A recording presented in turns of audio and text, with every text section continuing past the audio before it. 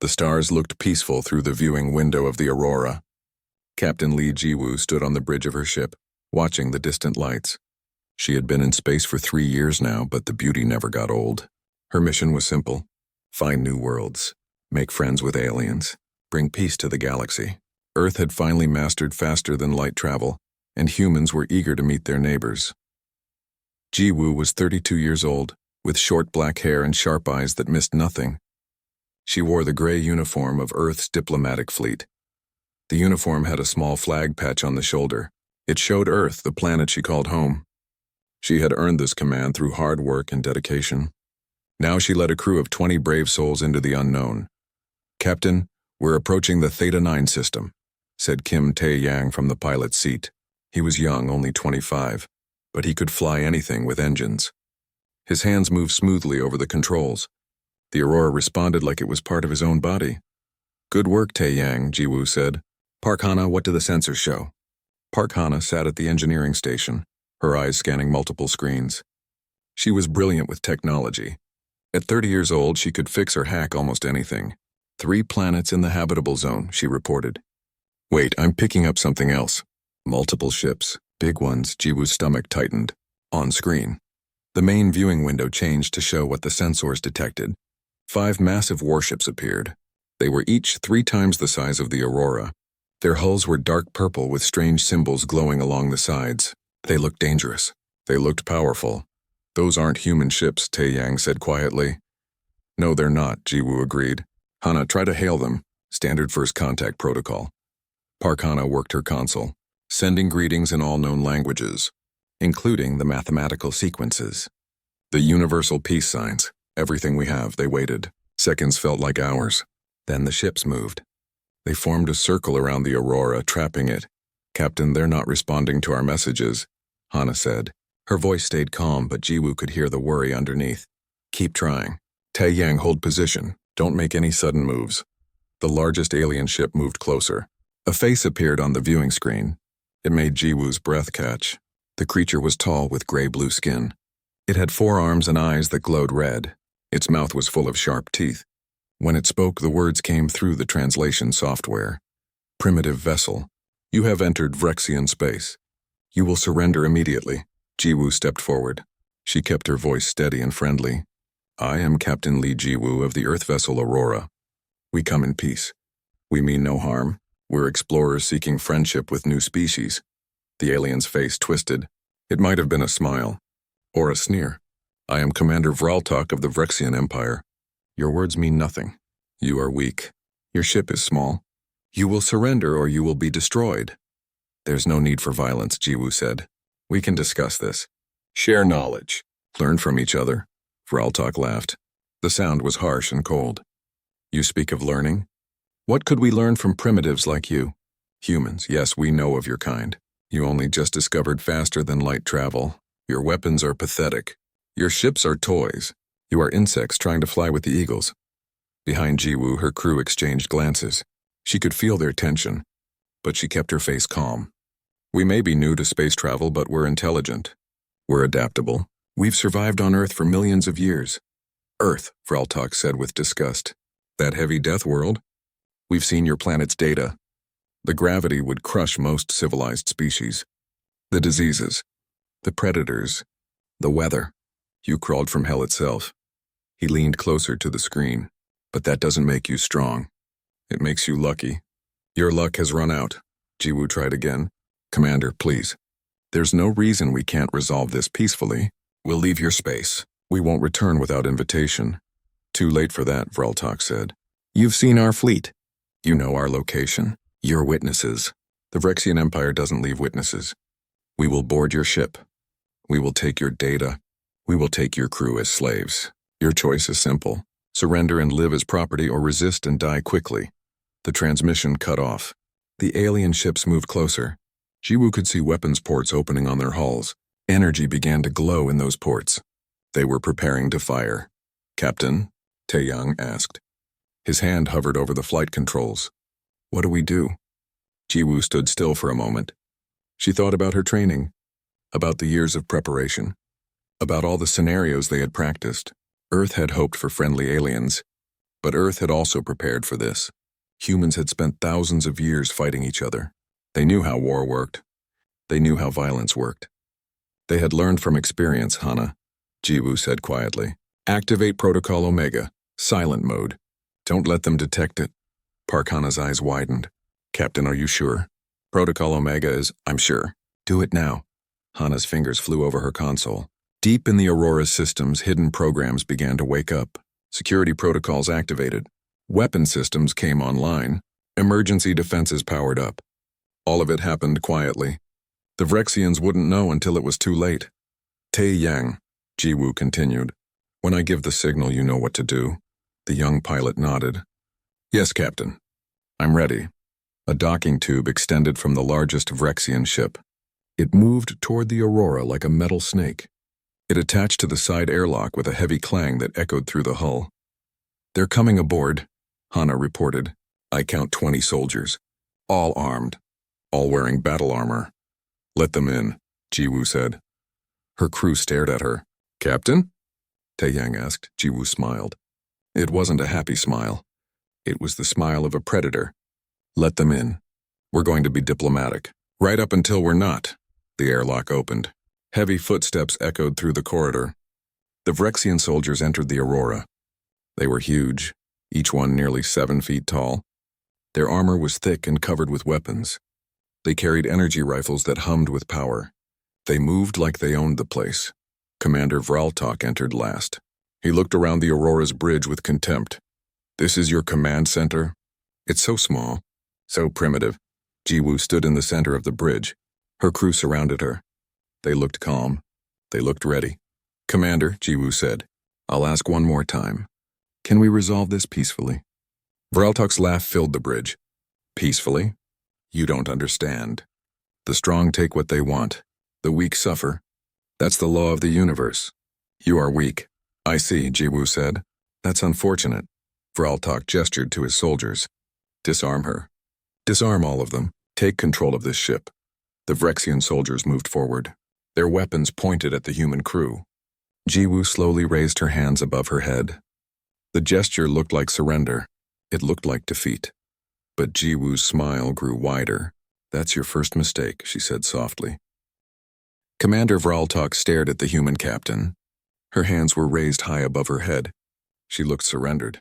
She looked defeated, but that smile on her face bothered him. It wasn't the smile of someone who had lost. It was something else. Something dangerous. What did you say? Vraltok demanded. I said that's your first mistake, Lee Jiwoo repeated. Her voice was calm, too calm.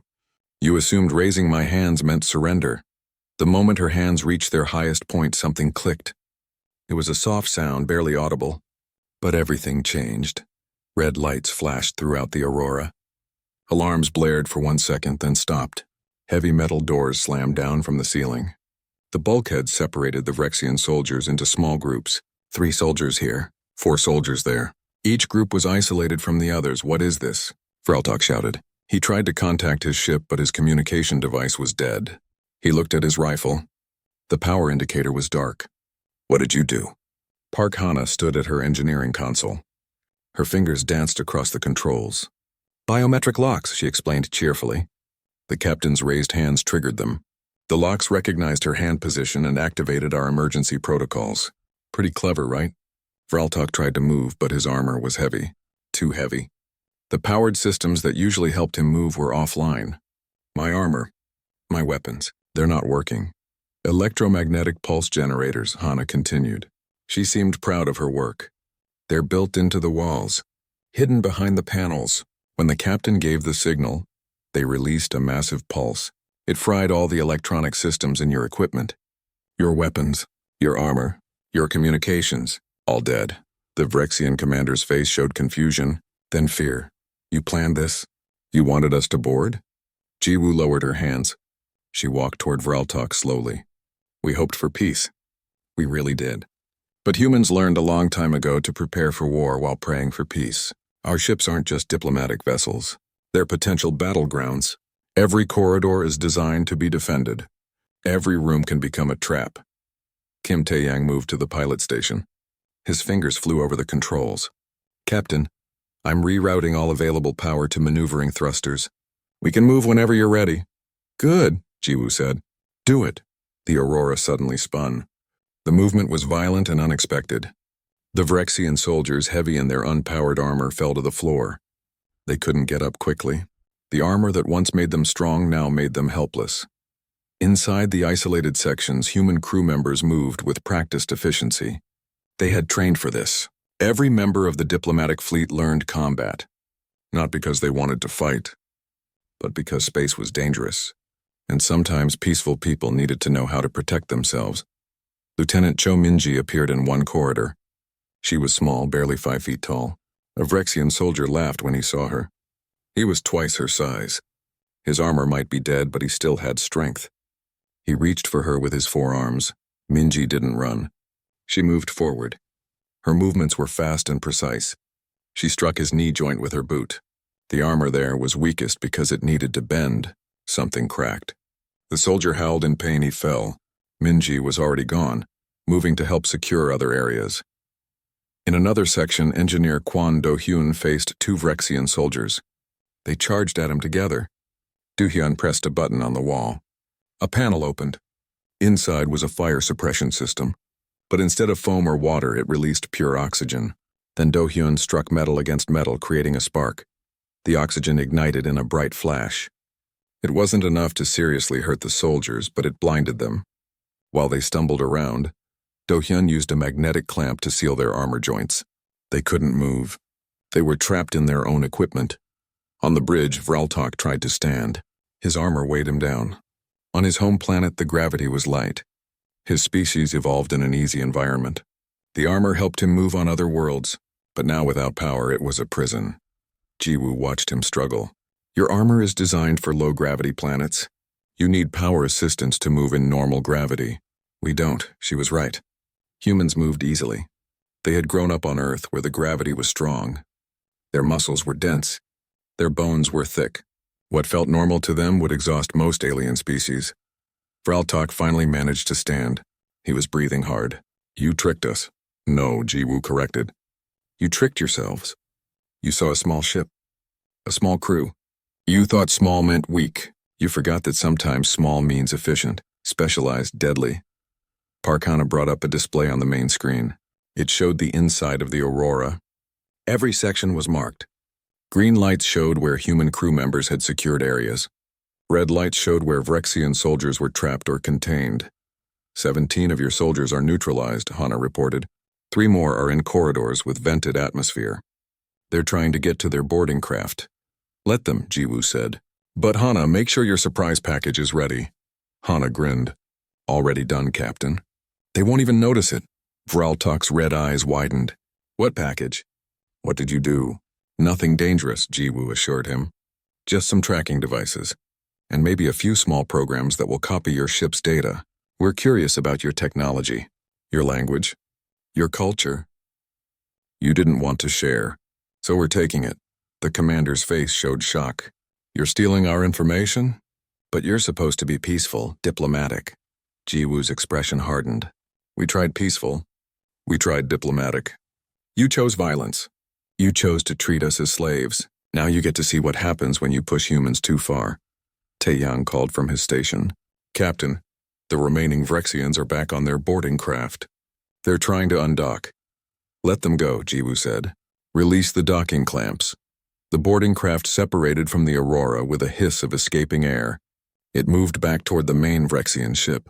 Inside, the 3 soldiers who escaped were panicking. They shouted warnings into their communicators. On the bridge of the Vrexian flagship, Admiral Kreshinar listened to the reports. He couldn't believe what he was hearing. A human ship defeated our boarding party? Impossible. Commander Vraltok report, but Vraltok couldn't answer. He was still on the Aurora, trapped in his dead armor, held at gunpoint by a human who looked far too calm.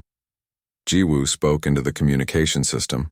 Her voice broadcast to all the Vrexian ships. Attention, Vrexian fleet. This is Captain Lee Jiwoo. I have your commander. I have 17 of your soldiers.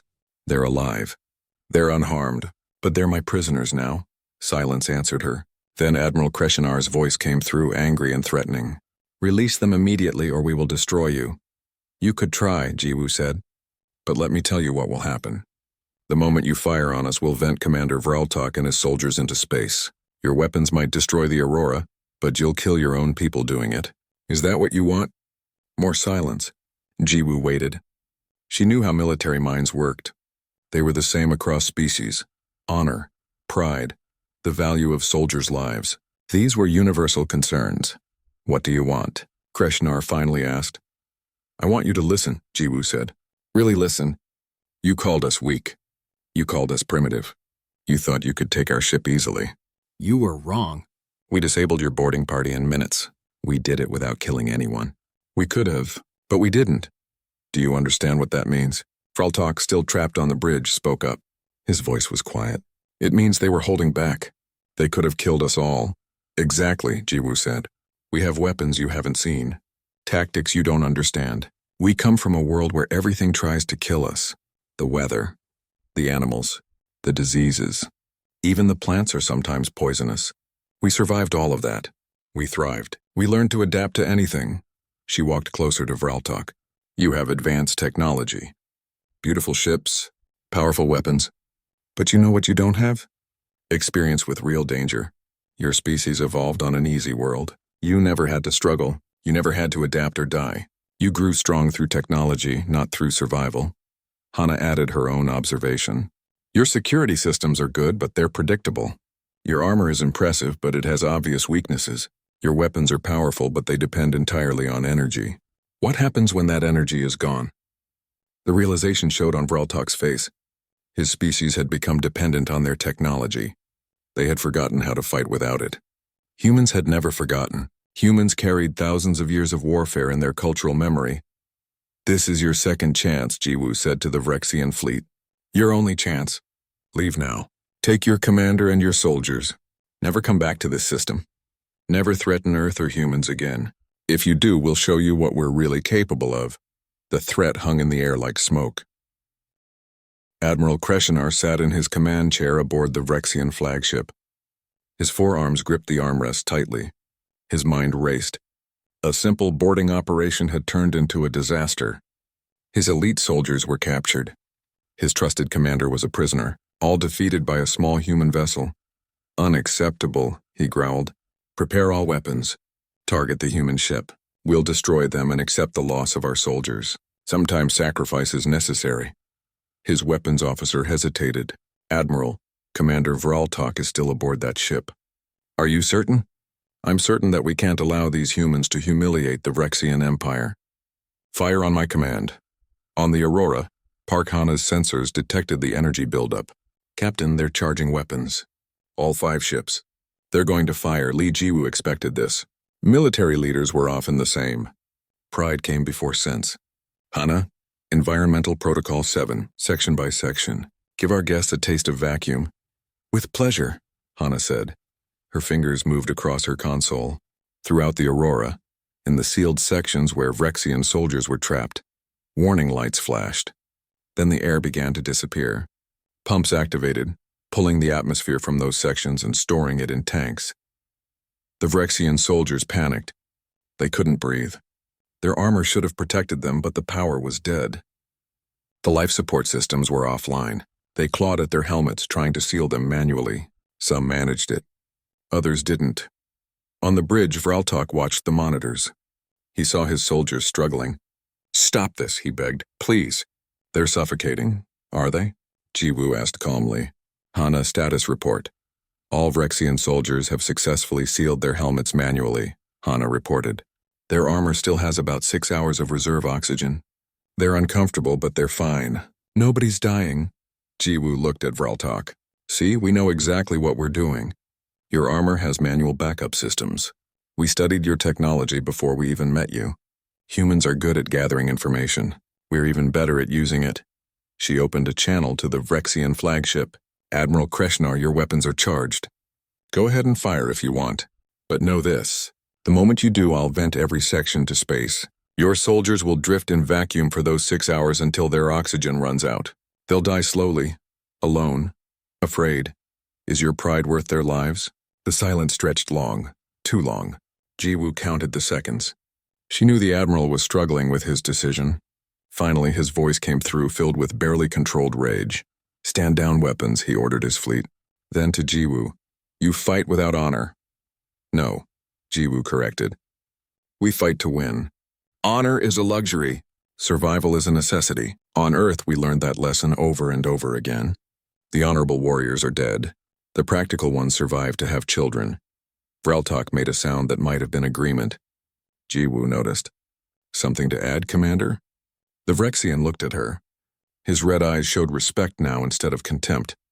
You would have made a fine Vrexian warrior if you were stronger, bigger, less fragile. Fragile? Jiwoo raised an eyebrow. She walked up to him. Even in his massive armor, he towered over her.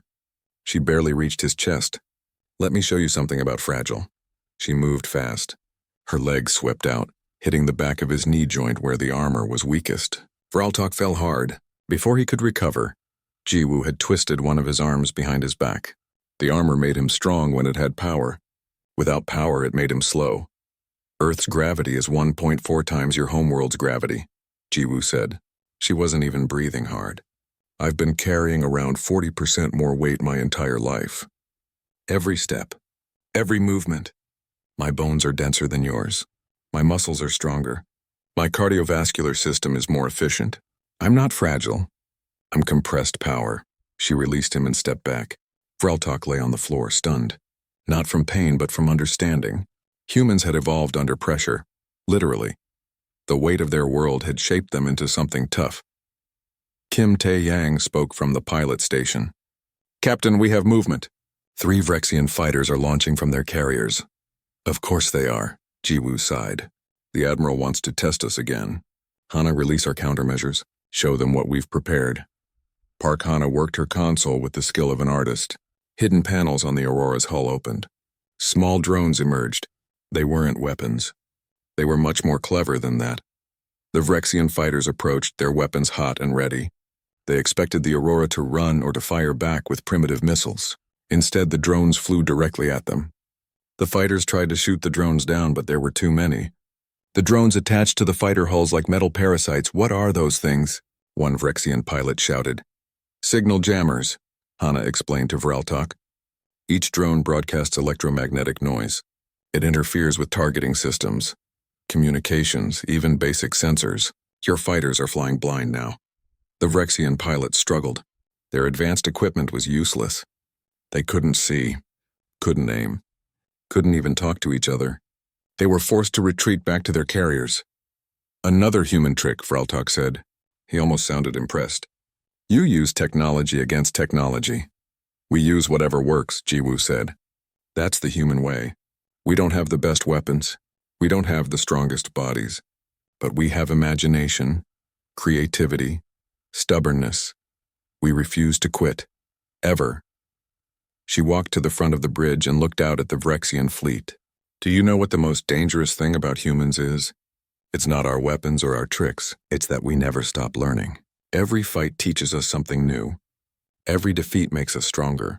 You could destroy the Aurora right now. Kill all of us. But what would you gain? Earth knows we're here. If we don't report back, they'll send more ships. Better ships, and those humans will know everything that happened here. They'll study your tactics, your weaknesses. They'll come prepared. Vreltok pulled himself to his feet. It took effort. The heavy armor was exhausting without power. You're saying that fighting you is pointless. I'm saying that fighting us is expensive, Jiwoo corrected. Sure, you might win. Your fleet is bigger. Your weapons are more advanced. You could probably destroy us eventually. But how many of your ships would we take down first? How many of your soldiers would die? And for what? For pride? For the principle of showing strength? She turned to face him directly. Or you could leave, go home. Tell your people that humans are not worth the trouble. Find easier prey. There are lots of species in the galaxy. Why waste resources on the one that fights back? It was a logical argument. Cold, calculated, very human. Vreltok realized that this captain wasn't speaking from emotion. She was speaking from strategy. She was giving the Vrexians an exit, a way to leave without completely losing face. The Admiral won't listen, Vreltok said. He's too proud. Then help me convince him, Jiwoo replied. You've seen what we can do. You've felt it firsthand. Tell him the truth. Tell him that humans are dangerous. Not because we're strong, but because we're adaptable. Before Vreltok could answer, an alarm sounded. Hana's eyes went wide. Captain, I'm detecting a massive energy buildup. The Vrexian flagship is charging something big, much bigger than normal weapons. Their planet cracker, Vraltok whispered. It's a weapon designed to destroy entire worlds. The Admiral is going to use it on you. Taeyang's hands flew over his controls. Captain, we can't outrun that kind of weapon. It's too powerful. Too fast, Jiwoo's mind raced. This was the moment she had feared. The moment when talking stopped working. The moment when survival depended on action. Hana, how long until it fires? 90 seconds. Can we jump to faster than light speed in time? Not with our engines in their current configuration. It would take at least 2 minutes to charge the drive. Jiwoo made her decision. Then we don't run. Hana, do we still have those mining charges in Cargo Bay 3? Hana's eyes lit up with understanding. Yes, Captain. 6 of them. They're designed to crack open asteroids for mineral extraction. Load them into the torpedo tubes. Taeyang, plot a course directly at the flagship. Full speed. Both crew members stared at her. Captain? Taeyang asked. You want to fly toward the weapon? I want to get so close that they can't fire without destroying themselves, Jiwoo explained. They won't expect us to charge at them. Nobody's that crazy. Except humans, Vraltok said quietly. There was definitely respect in his voice now. Except humans, Jiwoo agreed with a fierce smile. Strap in, everyone. This is going to be rough. The Aurora's engines roared to life. The small ship accelerated directly toward the massive Vrexian flagship. On the flagship's bridge, Admiral Kreshnar watched in disbelief. They're coming straight at us. Have they lost their minds? Should we abort the weapon charge, Admiral? His weapons officer asked. No. Fire the moment it's ready. We'll vaporize them. But the Aurora was fast, much faster than the bulky Vrexian warships. It closed the distance rapidly. 60 seconds. 45 seconds. 30 seconds. Fire torpedoes, Jiwoo commanded. The mining charges launched. They weren't designed as weapons, but they were explosives. They streaked toward the flagship. The Vrexian point defense systems tried to shoot them down. They destroyed 4. But 2 got through. The charges hit the flagship's hull and exploded. They were powerful enough to crack asteroids. Against a ship's armor, they punched the Vrexian flagship limped through space. Its hull showed 2 gaping wounds where the Aurora's mining charges had struck. Emergency crews worked frantically to seal the breaches. Admiral Kreshnar stood on his damaged bridge, his face twisted with rage and confusion. How? He demanded. How did one small ship do this to us? His tactical officer pulled up data on the main screen. Admiral, I've analyzed their attack pattern. They used commercial mining explosives. Not even military weapons. They turned civilian equipment into offensive tools. Impossible, Kreshnar said. But the evidence floated outside his window. His flagship was wounded. His boarding party was captured. His fighter squadron was disabled by simple jamming drones.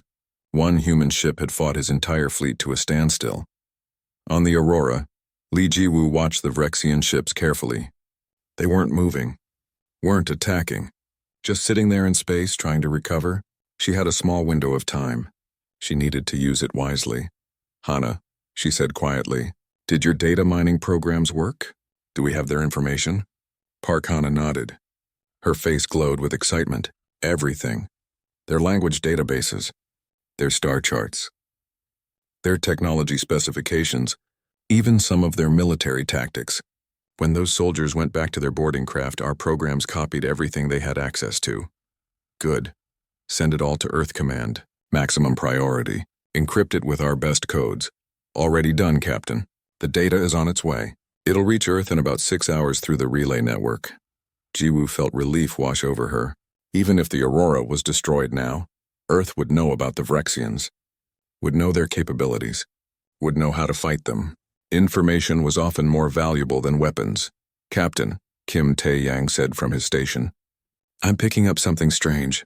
Long-range sensors are showing ships entering the system. Lots of ships. Vrexian reinforcements? Jiwoo asked. I don't think so. The signatures are different. They're human ships. Jiwoo's heart jumped. Human, but we're deep in unexplored space. How? Hana checked her instruments. Captain, do you remember those emergency beacons we activated when the Vrexians first surrounded us? Standard protocol. They must have reached a patrol fleet. The sensors showed more detail now. 7 human ships emerging from faster-than-light travel. They were military vessels. not diplomatic ships like the Aurora. These were destroyers and cruisers, built for combat, armed with the latest weapons Earth could provide. The lead ship hailed the Aurora. A woman's face appeared on the screen. She was older than Jiwoo, perhaps 50, with gray hair and hard eyes. She wore the uniform of Earth's defense fleet. "This is Captain Choi Min-seo of the EDS Indomitable. Captain Lee, are you in need of assistance?" Jiwoo almost laughed. "Almost. Captain Choi, your timing is perfect. We're currently in a standoff with 5 Rexian warships. They attempted to board us. We captured their boarding party and damaged their flagship." Choi Min-seo's eyebrows rose. "You did what? With a diplomatic vessel?" "It's a long story, Captain. But yes, we've held them off so far, but they have superior numbers and firepower. We could use backup." "You've got it," Choi said. Her expression turned stern. "All ships, battle formation Delta. Target the Rexian vessels. Weapons hot, but hold fire until my command." The 7 human ships moved into position. They were smaller than the Rexian warships, but they moved with precision and speed. They formed a protective screen around the Aurora, facing the alien fleet. On the Rexian flagship, alarms blared again. "Admiral, we have multiple new contacts. Human military vessels. 7 of them." Kreshnar felt something he hadn't felt in years. Uncertainty. 7 ships? Where did they come from? "Unknown, Admiral. They must have been hiding in the system, waiting." It wasn't true, but Kreshnar didn't know that. To him it looked like a trap, like the humans had planned this all along. The diplomatic ship was bait. The military ships were the real threat. How could he have been so foolish? Commander Vraltok, still trapped on the Aurora's bridge, watched the human reinforcements arrive. "You knew they were coming?" "No," Jiwoo admitted. "I hoped they would come. I activated our emergency beacon when you first surrounded us, but I wasn't sure anyone would receive it in time. We were ready to fight alone if we had to." "Fight alone against 5 warships?" Vraltok shook his head. "That's insane." "That's human," Jiwoo corrected. Captain Choi opened a general channel that reached all the ships in the area. Her voice was broadcast to both human and Rexian vessels. "Attention, Rexian fleet. This is Captain Choi Min-seo of Earth's Defense Fleet. You have attacked one of our diplomatic vessels. You have attempted to take our citizens as slaves. These actions constitute acts of war. You have one opportunity to avoid further conflict. Release any captive humans. Withdraw from this system immediately. Do not return. If you refuse, we will respond with overwhelming force." Kreshnar listened. His tactical officer provided him with analysis. "Admiral, the human ships are smaller than ours. Their weapons appear less advanced. But their formation is excellent. They're positioned to support each other. If we attack, they'll focus fire on individual ships. They could destroy us one at a time. Recommendations?" Kreshnar asked. "Withdraw, Admiral. We're damaged. They have reinforcements. We don't know how many more human ships might be in the area." It was sound advice, but it was also humiliating. The Vrexian Empire had never retreated from a weaker species, never shown fear. But Kreshnar was a military commander, not a politician. He understood when a battle was lost. "Open a channel to the human captain," he ordered. Choi Min-seo's face appeared on his screen. She looked strong, confident, dangerous. "Captain, I am Admiral Kreshnar. I wish to discuss terms." "There are no terms," Choi said flatly. "You leave now." "That's not negotiable." "What about Commander Vraltok and his soldiers? They'll be returned to you unharmed. But first you're going to do something for us." Kreshnar felt his pride burning. "And what is that?" "You're going to take a message back to the Vrexian Empire. You're going to tell them exactly what happened here, how a single human diplomatic ship resisted your boarding party, how we defended ourselves with mining equipment and ingenuity, how we're not afraid of you." "Can you do that?" The Admiral wanted to refuse, wanted to order his ships to attack. But he looked at his damaged flagship, at his captured soldiers, at the confident human vessels surrounding him. He had no good options. "I will deliver your message," he said quietly. "Good," Choi replied. "Captain Lee, release the Vrexian prisoners." On the Aurora, Jiwoo nodded to Hana. "Restore power to their armor. Return atmosphere to the sealed sections. Let them go." The Vrexian soldiers felt their equipment come back online. Their armor powered up, life support activated. They could move again, could breathe easily, but they didn't attack. They had learned their lesson. They had seen what humans could do. Vraltok stood slowly. He looked at Jiwoo with an expression that was hard to read. You really would have fought us alone, wouldn't you? Even without those reinforcements? Yes, Jiwoo said simply. Why? You could have surrendered. You could have tried to escape. Why fight when the odds were so against you? Jiwoo thought about her answer carefully. Because surrender isn't in our nature. On Earth we have a saying. It's better to die on your feet than live on your knees. We fought wars for thousands of years, against each other mostly, but we learned something from all that fighting. We learned that freedom is worth any price, that dignity matters, that sometimes you have to stand up to bullies even when they're bigger than you. She walked closer to him. Your species conquered the stars with technology. That's impressive, but you never had to struggle. You never had to fight for survival. You became strong, but you never learned what strength really means. It's not about size or power.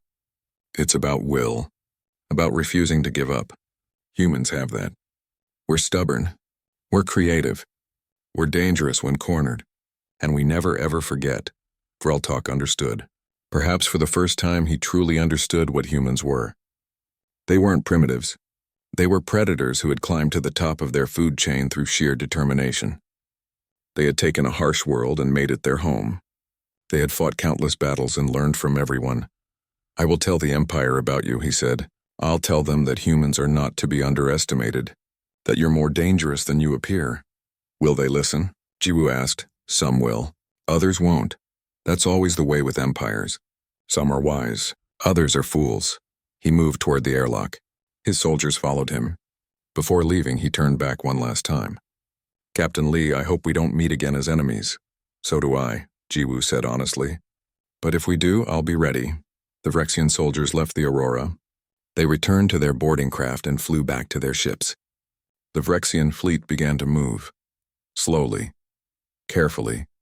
They activated their faster-than-light drives and disappeared into the darkness of space. Captain Choi's face appeared on the Aurora's screen again. Captain Lee, impressive work. You held off an entire fleet with a diplomatic vessel. Command is going to want a full report. Yes, Captain. I'll prepare one immediately. There's something else, Choi said. Her expression became more serious. The data you sent to Earth, the Vrexian information. The Vrexian fleet traveled through faster-than-light space. Inside the damaged flagship, Admiral Kreshinar sat alone in his quarters. His forearms hung limp at his sides. He stared at the wall, seeing nothing. His mind replayed the battle over and over. Not really a battle. A humiliation. A single human ship had defeated his boarding party, had damaged his flagship, had forced him to retreat. The Empire would hear about this. Questions would be asked. His career might be over. Worse, his honor was stained. Commander Vraltok entered without knocking. He looked tired. His armor was clean now, but he still felt the phantom weight of it without power. Admiral, we need to talk. About what? Kreshinar asked. His voice was hollow, empty. About what we tell the Empire, about what really happened back there. We tell them the truth. We encountered humans. We attempted to take their vessel. We failed, simple. Vraltok shook his head. If we only tell them that, they'll send a bigger fleet. More ships. More soldiers. They'll want revenge. And they'll make the same mistakes we did. What mistakes? Kreshinar demanded. We were following standard protocol. Board the ship. Take prisoners. Secure the technology. No, Vraltok said firmly. Our mistake was assuming humans were weak because their ship was small, because their weapons seemed primitive, because they asked for peace. He sat down across from the Admiral. I was on their bridge. I talked to their captain. I watched how they fought. Admiral, we don't understand what humans are. Enlighten me then. Vraltok chose his words carefully. Humans evolved on a death world. Their planet has gravity that would crush most species. Their atmosphere is toxic to many life forms. Their weather is violent and unpredictable. They have diseases that kill without mercy, predators that hunt them. Even their plants can be poisonous, so they're hardy. So what? So everything about them was shaped by survival, Vraltok explained. They're not just hardy, they're adaptable, creative, stubborn. They've been fighting and killing each other for thousands of years. They've refined warfare into an art form. They've learned every trick, every strategy, every way to win against superior odds. Kreshinar listened. He was starting to understand. Their ship wasn't really a diplomatic vessel. Vraltok continued. It was a trap. Every system was designed to be weaponized. Every corridor could become a battlefield. They built it knowing that someone might attack them. They were ready. We weren't. But we have better technology, Kreshinar protested. More powerful weapons, stronger armor. Technology that depends on power, Vraltok pointed out. They disabled it all with one electromagnetic pulse. Then our advantages became disadvantages. Our armor was too heavy. Our weapons were useless. Meanwhile, humans fought with their bare hands, with mining tools, with their environment. They didn't need advanced technology because they had something better. They had experience. The Admiral was silent for a long time. Finally, he spoke. What do you suggest we tell the Empire? The truth, all of it. That humans are dangerous, not because they're strong, but because they're clever. Not because they have the best weapons, but because they can turn anything into a weapon. We need to warn the Empire. Humans are not prey, they're predators. Kreshinar nodded slowly. You're right. I'll include all of this in my report. But I don't know if anyone will listen. The Empire has been conquering weaker species for centuries. They're confident, arrogant even. Then we have to make them listen, Vraltok said. Because if they don't, if they send another fleet to attack humans, it won't end well. Those 7 human military ships we saw, they were just a patrol. A tiny fraction of Earth's defense fleet. Imagine what a full battle fleet could do. Back on the Aurora, the crew was celebrating. Not loudly, not wildly, but there was relief in the air. They had survived. They had won, and they were going home. Li Jiwoo stood at the viewing window watching the stars. Her reflection looked back at her. She looked older somehow, tired but also satisfied. Kim Tae-young approached. Captain, we're on course for Earth. We should arrive in about 3 days. Good, Jiwoo said. Make sure to log everything that happened. Every detail. Command will want a complete report. Already done, Captain. I've been recording since the Vrexians first appeared. He hesitated. Captain, can I ask you something? Of course. When you raised your hands, triggering all those systems, were you scared? Jiwoo smiled. Terrified. But being scared isn't the same as being weak. Fear keeps us alert, keeps us careful. The trick is not letting it control you. And if the reinforcements hadn't arrived? If Captain Choi's fleet hadn't shown up? Then we would have kept fighting, Jiwoo said simply. We would have used every trick we had, every weapon, every strategy. We might have lost. Probably would have lost, actually. But we would have made them pay for it. We would have made them remember that humans don't surrender easily. Park Hana joined them.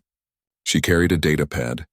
Captain, I've finished analyzing the information we copied from the Vrexians. It's fascinating. Their technology is advanced, but it's also fragile. It depends on complex power systems, complex computer networks. If you disrupt those systems, everything falls apart. That's their weakness, Jiwoo said. They've forgotten how to fight without their technology. They've become dependent on it. Exactly, Hana agreed. Meanwhile, humans can fight with sticks and stones if we have to. We've done it before. We never forgot how to be basic. How to be primitive when necessary. It's ironic, Tae-yang observed. They called us primitive. But our ability to be primitive is actually our strength. Jiwoo nodded. That's the human advantage. We can work at any level, high technology or low technology, complex strategies or simple tactics. We adapt, always adapt. 3 days later, the Aurora entered Earth's solar system. The planet appeared on the viewing screen, blue and green and beautiful. Home. Jiwoo felt emotion tighten her throat. They had left as explorers. They were returning as warriors. A message came from Earth Command. Aurora, this is Control. Welcome home. You have clearance for direct approach to the orbital station. The Secretary General wants to meet with you personally. Acknowledge, Control, Jiwoo responded. It's good to be home. The orbital station was huge, a city in space that housed thousands of people. The Aurora docked smoothly. As Jiwoo and her crew disembarked, they were met by a crowd. People cheered. Cameras flashed. News reporters shouted questions. A woman in an elegant suit pushed through the crowd. She was tall, with silver hair and a commanding presence. This was Secretary General Kim Yuna, the leader of Earth's unified government. Captain Lee, she said warmly, on behalf of Earth, thank you. You and your crew have done something remarkable. We just did our duty, Secretary General. You did much more than that, Kim Yuna said. You showed the galaxy who we are, what we're capable of. The data you recovered has already proven invaluable. We now know about the Vrexian Empire, their strengths, their weaknesses. If they ever threaten us again, we'll be ready. She led Jiwoo to a private conference room, away from the cameras and crowds. Inside, military officers and government officials waited. Maps and data displays covered the walls. Tell us everything, one general said. Every detail. Jiwoo spent hours explaining. The first contact, the Vrexian demands, the boarding party, the fight, the reinforcements, the retreat. She left nothing out. When she finished, the room was silent. Finally, the general spoke. You took enormous risks, Captain. Yes, sir. But I had no choice. They were going to enslave us or kill us. Either way, we had to fight. You could have tried to escape. Run away. Run where? Jiwoo asked. They were faster than us. Had better sensors. They would have caught us. Fighting was our only option, and honestly, I'm glad we did. They needed to learn that humans aren't easy targets. Secretary General Kim Yuna smiled. I agree. The Vrexians thought they could intimidate us. Instead, they got a lesson in human stubbornness. Now, here's the important question. Do you think they'll come back? Jiwoo considered carefully. Some might. The proud ones. The foolish ones. But others will remember. We'll warn their people. We hurt them. Embarrassed them. They won't forget that. Most will probably avoid us. And if they don't avoid us, if they come in force, then we fight, Jiwoo said firmly. And we win. Because that's what humans do. We survive, we adapt, we overcome. It's who we are. It's who we've always been. The room erupted in discussion. Plans were made. Defense strategies developed. New weapons designed. Earth was preparing, not for conquest but for survival, for protection. Later, Jiwoo returned to her quarters on the station. She was exhausted. But before she could rest, her communication panel beeped. A message from deep space, from the Vrexian Empire. She opened it cautiously. Commander Vraltok's face appeared on the screen. He looked different somehow. Less arrogant, more thoughtful. Captain Lee, he said, I wanted to contact you personally. To say something. My report to the Empire included everything that happened. Everything I learned about humans. Some will listen. Some won't, but I wanted you to know. You changed my perspective. You showed me that strength comes in many forms, he paused. There's something else. The Empire is divided now. Some want revenge. Want to attack Earth with overwhelming force. Others, like me, argue for caution. For leaving humans alone. We're in a civil debate. It may take years to resolve,